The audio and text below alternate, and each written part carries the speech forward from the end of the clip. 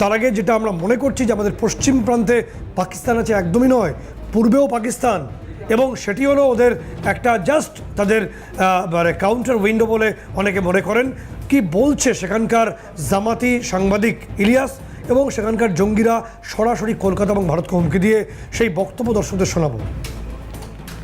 সেনাপ্রধানকে বসিয়ে এটা মনে করার কোনো কারণ নেই। মানে গোয়েন্দা সংস্থা না, খালি শেখ হাসিনা যদি ভুল করেও ভারত তো ভুল করবে না। শেখ হাসিনার এই ধরনের পদগুলো, এই পদায়ন কারা করতো? ভারত থেকে করতো। এমপি মন্ত্রী কে কোথায় বলতে, গুরুত্বপূর্ণ জায়গায় পুলিশের বিভিন্ন শাখায়, সব ভারতের দেয়া।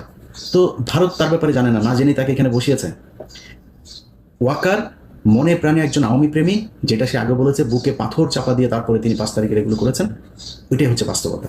যদি এখন বাংলাদেশ সেনাবাহিনী বলে কলকাতা কবজা করতে হবে, আমি যেই ম্যাপ ধারণ করব, জীবনও 70 তো দূরের কথা, 7টা বোমারও বিমানও আমি রাখবো না গোটা কলকাতার জন্য। কলকাতা বিজয় করতে হলে 70টা বিমান লাগবে কেন? আমার তো জানা আছে ওখানে মূর্তি পূজারী থাকে, আমার তো জানা আছে ওখানে সর্বোচ্চ খাবার পেশাব, গোবর আর কচ্ছপ।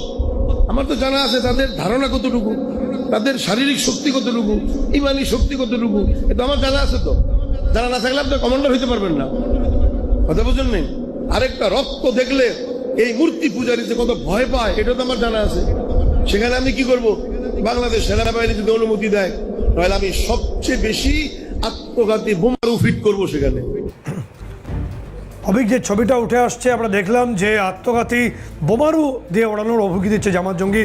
আমি সুভাষবাবুর কাছে আসবো যে ছবিটা তৈরি হচ্ছে, আর 24টা ওয়ার্কিং ডে তারপরেই সেখানকার যে 72 সংবিধানকে বাতিল করে তারা সন্ত্রাসবাদের সমর্থক সংবিধানকে নিয়ে এসে মাথায় বসবে মোহাম্মদ ইউনূস, এবং বর্তমান যে পোস্ট যেগুলো আছে সেনাপ্রধান বা রাষ্ট্রপতি, এই পদগুলো বিলুপ্ত করে তাদেরকে গ্রেপ্তার করা হবে। এই ব্লুপ্রিন্ট যেটা ফাঁস হয়ে গেছে, কতটা ভয়ঙ্কর পূর্বের এই দেশটি এবং তাদের এই নয়া চক্রান্ত বলে আপনি মনে করেন?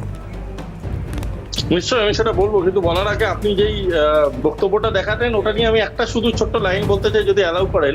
সেটা হলো, পোকামাকড়রা অনেক সময় ফিনাইলকে জল বলে ভুল করে, পরবর্তীকালে বুঝতে পারে। সুতরাং ওনাদের বলতে দিন যা বলার, বাকিটা ফিনাইল বুঝে নেবে।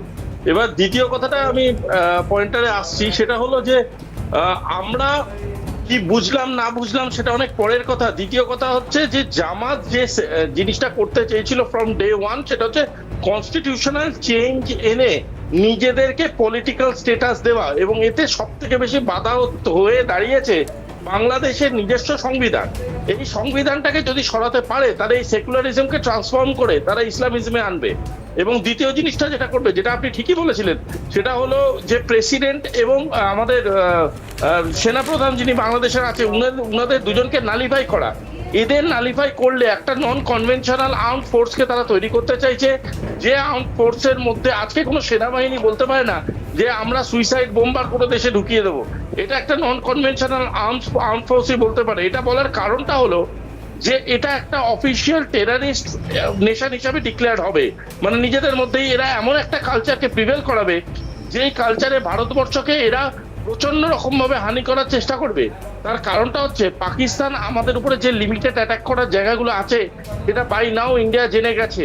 কিন্তু আমাদের ইস্টার্ন কমান্ড বা আমাদের যে নর্থ ইস্টার্ন স্টেটস গুলো আছে, এইগুলোর বিষয়ে ইউনূস যে মতামতগুলো দিয়েছেন গত কিছু দিনের মধ্যে, সেখান থেকে পরিষ্কার যে এই ঘটনাটা যেটা বাংলাদেশে ঘটছে, সেই ঘটনাটা শুধুমাত্র বাংলাদেশের জন্য বা বাংলাদেশের রাজনীতিকে মাথায় রেখে নয়।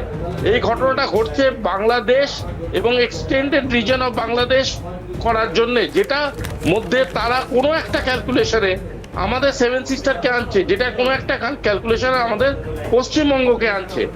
বেটার বিল লেট দ্যান নেভার।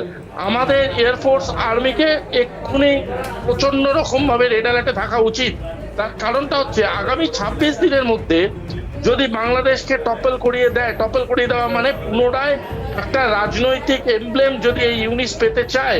কারণ ইউনিসের কাছে একটা জিনিস ভুলে যাবেন না, ইউনিস কিন্তু নমিনেটেড বডি, ইউনিস is not a elected government. ইউনিস চাইবে নিজের একটা পলিটিক্যাল স্ট্যাটাস। ইউনিস যদি পলিটিক্যাল স্ট্যাটাসটা পেয়ে যায়, সেক্ষেত্রে বাকি পলিটিক্যাল অর্গানাইজেশনস গুলোকে, যেরকম আওয়ামীকে করেছে সেরকম বাকি পলিটিক্যাল অর্গানাইজেশনস গুলোকে আস্তে আস্তে তারা নালিফাই করে দেবে। নালিফাই করে দেওয়া মানে একটা ডিক্টেটরশিপ চালু হয়ে গেল বাংলাদেশে।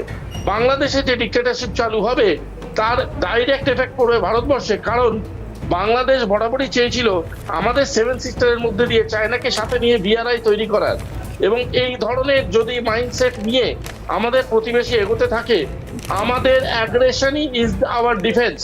আমাদের অ্যাগ্রেসিভ হতে হবে এবং আমাদের অ্যাগ্রেসিভ মাইন্ডসেটকে এক্ষেত্রে যথেষ্ট ফরফ্রন্টে আনতে হবে। তার কারণটা হচ্ছে বাংলাদেশ কিন্তু আজকের ডেটে শুধুমাত্র একটা প্রতিবেশী নয়, ইট is a rogue nation without a government and a dictator on the cards. So we have to be কশাস।